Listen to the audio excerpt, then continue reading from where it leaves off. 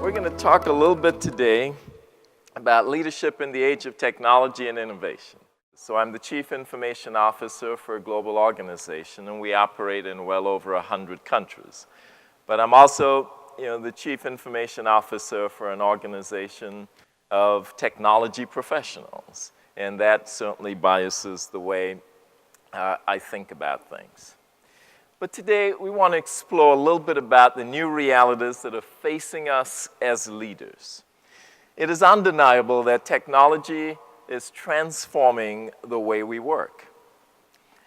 We've seen how technology has transformed the way we live. We've seen all of the consumer innovations.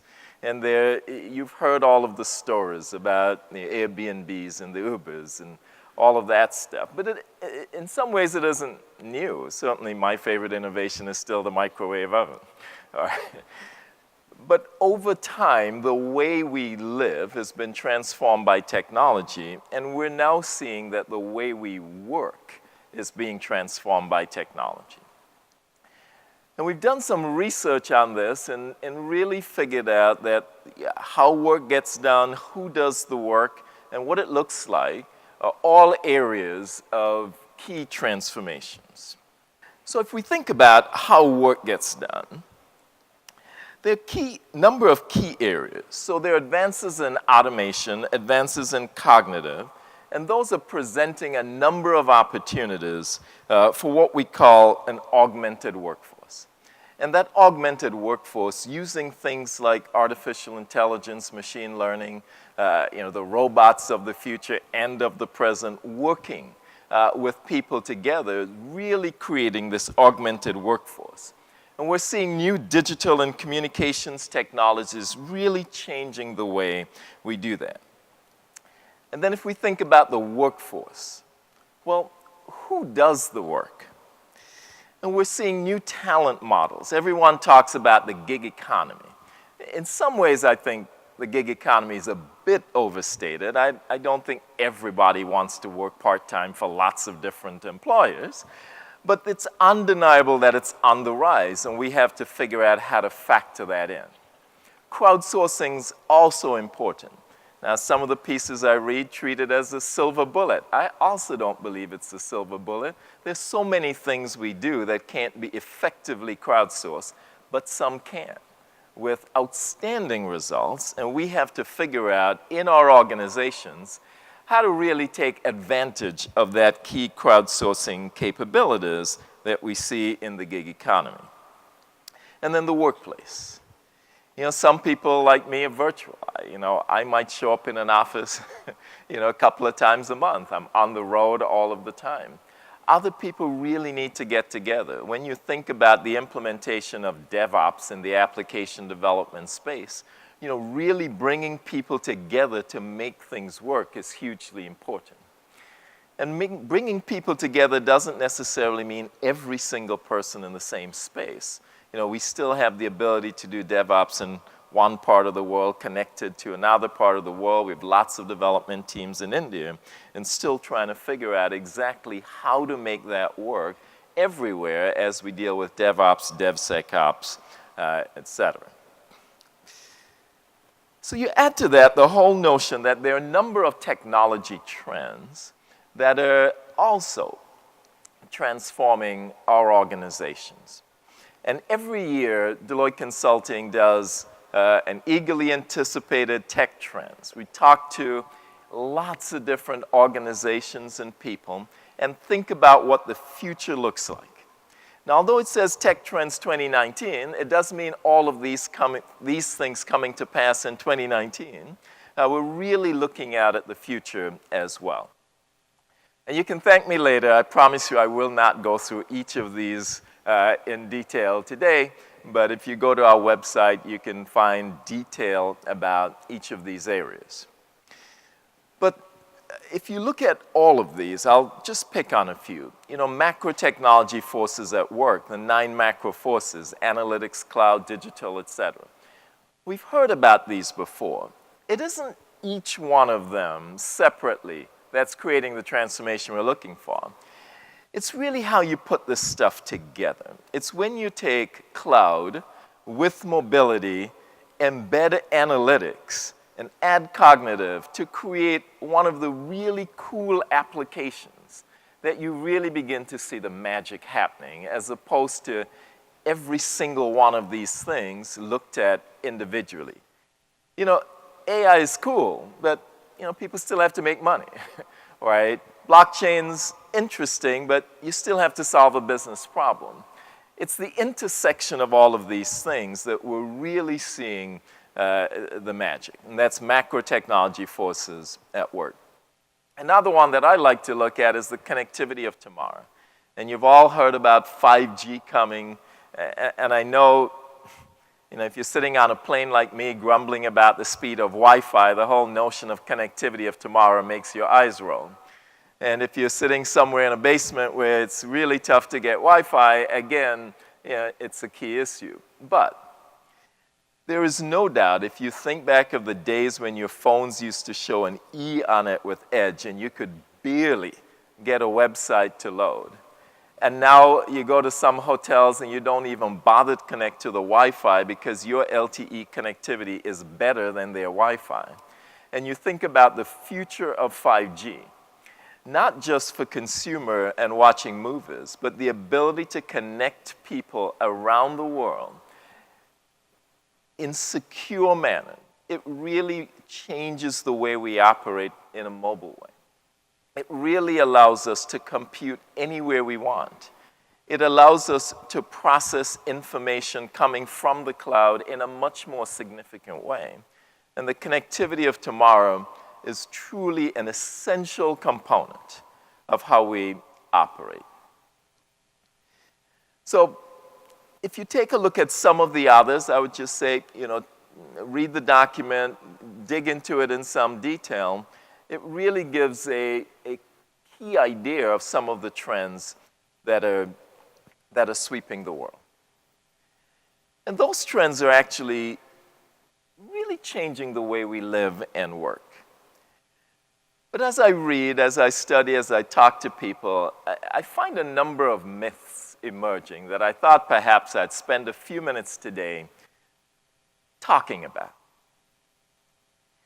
The first one is, robots will take over the world. And I hear that a lot, and maybe I'll go to the next one as well and take those two together. And the result will be a devastating loss of jobs.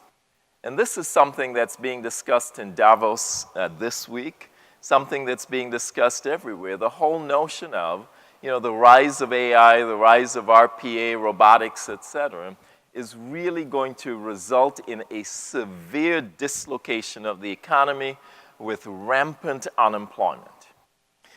And there are a lot of reasons for that. When we think of the ability of network computers to do the kinds of things that people do today, I'd say there is absolutely cause for alarm. But if we go back in history and we think about the Industrial Revolution and we think about the mechanization of agriculture and the way farms are run today and the loss of employment there, if we think about the way cars are assembled with robotics prevalent on the assembly line and the reduction in employment there, it's undeniably true that as automation increases in a particular sector, it is very often followed by loss of jobs in that sector. But in every cycle through the Industrial Revolution, we've actually seen employment gains in other spaces. In one interesting example, one author showed that the Air Force currently has unmanned drones. But it takes so many people to actually analyze the information created by an unmanned drone that the Air Force is running out of people to take care of the unmanned drones, which is kind of ironic in a way, but demonstrates the way that the economy works. So whereas there will clearly be dislocation in a number of areas, if you're in application development, automated testing is the holy grail. We're just not going to have as many people doing all of the testing that we used to. And we're absolutely way down the path in terms of automating a lot of that testing. We're going to see a number of other areas automated for sure, resulting in job loss. But as the economy grows, as the need for more skilled labor occurs, we believe that we'll actually make up those job losses. What will be difficult, however, is that it won't be as easy to move from one sector to another without the requisite training. And the whole notion of training will really become the issue more so than systematic job loss.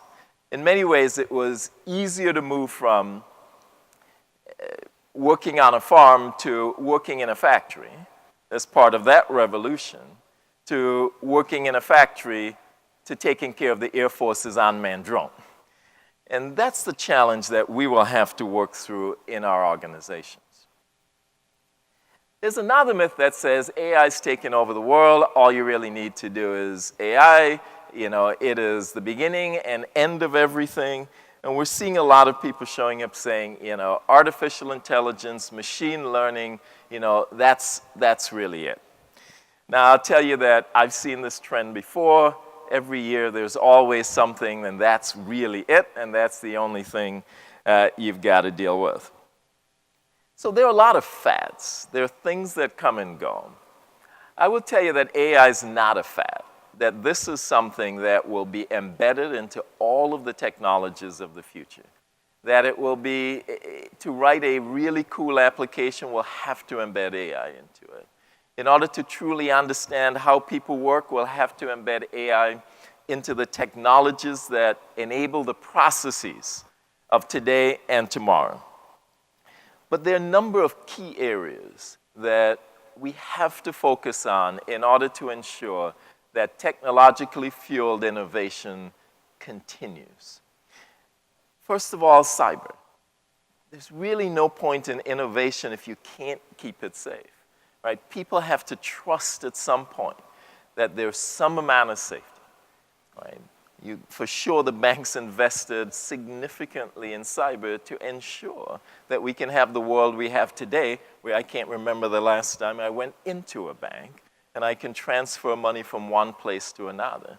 There's a level of safety that's absolutely implied. Cloud.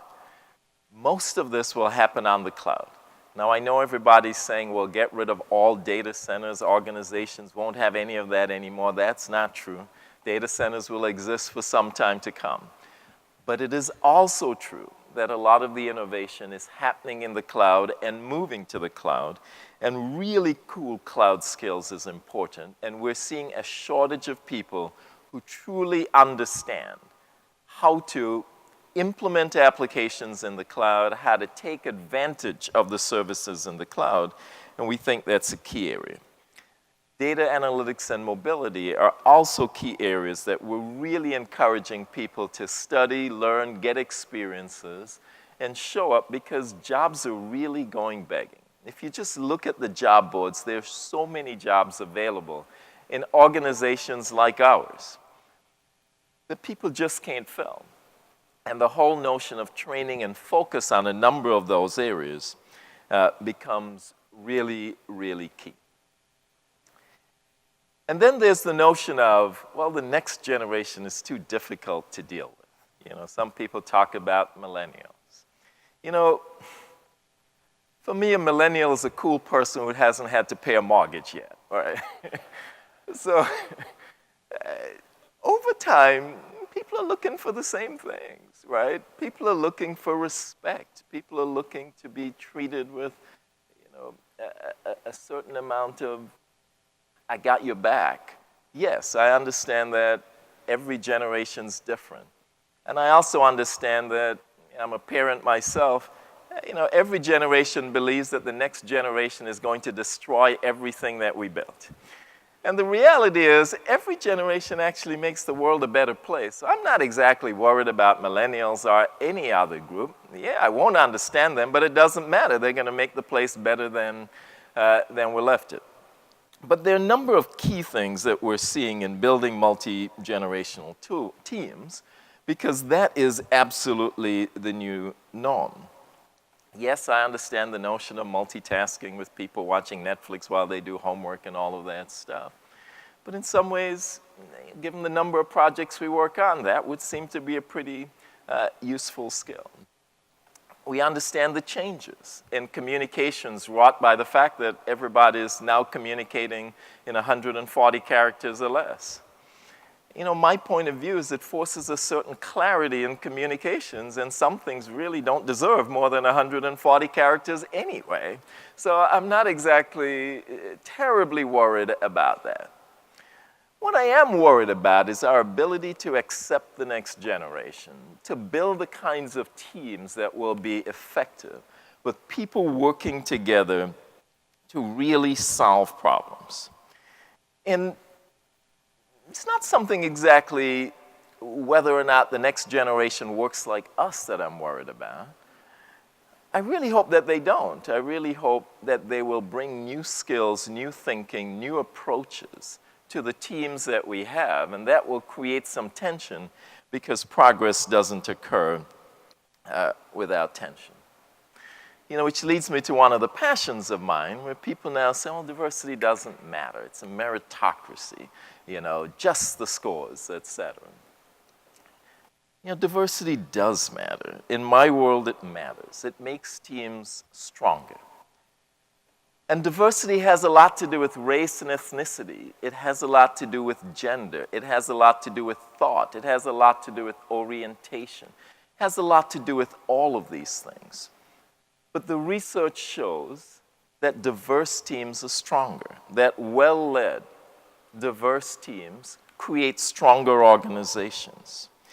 Ethnically diverse companies are 35% more likely to outperform their respective national industry medians.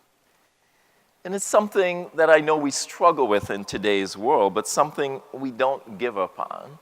Because in our organization, we're truly focused on ensuring that we win the war for talent with everyone, and that it is truly important as we build those multi-generational teams to ensure that those teams are also diverse.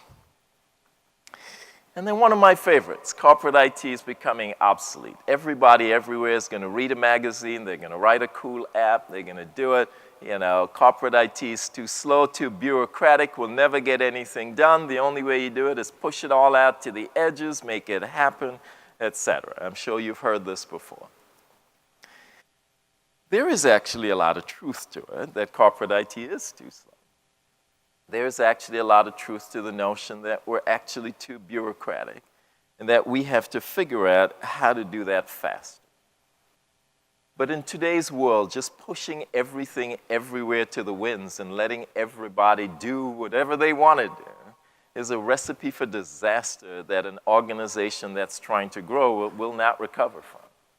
So the question is how to build effective partnerships between corporate IT organizations, you know, the fast innovators on the edges who are working with clients, who are building new products, who are trying to, you know, really get something into the marketplace as quickly as possible, and trying to figure out how to build joint teams that will really get that innovation into the marketplace secure, scaled, rapidly, and continuously innovating on those platforms. What we'll find is that over time, this is truly a myth, that corporate IT won't go anywhere, but it will change. It will morph, be more agile. It will be more on the edge. It will be working together with everyone to get it done, but absolutely without some form of a corporate IT approach, organizations that are trying to grow beyond the one product start will find it very difficult to succeed, because technology is a competency that has to be managed like any other competency. You don't find people saying, we need to innovate. We're just going to take our finance and we're just going to scatter it to the winds. Figure out your cash strategy if you want. Figure out your stuff. Everybody will talk to the investors as we try to go public. You won't find people doing that. You won't find people saying, we're just going to take our legal strategy, find a lawyer wherever you can, get your best advice, we'll just go. But somehow when it comes to technology, a competency which is so vital to our future, we see that. And we think that's going to change. We also see an area where leaders put profit over people. And I think that's also a myth in some cases. Unfortunately, in others, it's true. But it takes me to perhaps 3 major things that I've learned throughout my career that I wanted to share with you briefly. You know, the first thing I learned is that it's all about people. And here I am at a technology innovation conference where I should be talking to you about blockchain and AI and all of that stuff. And what I'm telling you is what I've learned is it's all about people. And General Colin Powell said, organization doesn't really accomplish anything. Theories of management don't much matter. Endeavors succeed or fail because of the people involved. Only by attracting the best people will you accomplish great deeds. And I've been around a long time, as you've heard. And I found whenever something's not really going well, whenever something is going well, it's important to find those people and find out what's on their minds, because that's really where the action is. The people who are involved in driving the innovation are just as important or more than the innovation itself. You've got to build an organization where the best people choose to be. And the best people don't just choose to be where the best technology is. They also want to know that they're in an environment where they can grow. They want to know that they're in an environment where they're trusted and they're respected, and that they can speak their minds and that they can fulfill their aspirations. And then the second thing I learned in my career is that it's still all about people. And in this particular case, it's about how we grow. Do we have the right mentors? Eleanor Roosevelt said, a good leader inspires people to have confidence in the leader. A great leader inspires people to have confidence in themselves. And at every pivotal point of my career, there was a mentor waiting to help me. In many cases where I wasn't smart enough to ask for that help. And they took an interest in it. And what I would ask you to do is to take an interest in people. Yes, you got to take an interest in making money. Yeah, you got to take an interest in the right technology. You got to take an interest in your organization structure. But it's still all about people, and really take an interest in people. And finally, it turns out it really is all about people. Leadership is the art of accomplishing more than the science of management says is possible. And back to General Colin Powell. To build great organizations, to bring great technology to market, to sustain it, to be relevant for the long term, we must recognize that leadership is very, very different from management. And I call it the 2 + 2 = 5 principle. You know, without you, 2 + 2 is always going to equal 4. You don't have to be in the room. But when you are in the room as a leader, what can you do to get a different outcome, a different answer? Where your presence, where your capabilities, where your leadership will make 2 + 2 = 5. And the way you do that is to ensure that you lead in such a way that people really want to deliver that output, whether you're in the room with them that particular day or not. And that's what we mean by leadership is the art of accomplishing more than the science of management says is possible. And I truly, truly believe that one. And since the clock says that I have 26 seconds left, and I've run out of slides, I'm going to stop there and say thank you very much. I understand we have over 5,000 people registered and watching online. So it's really, really good to be with you. Have a great rest of the conference. Thank you.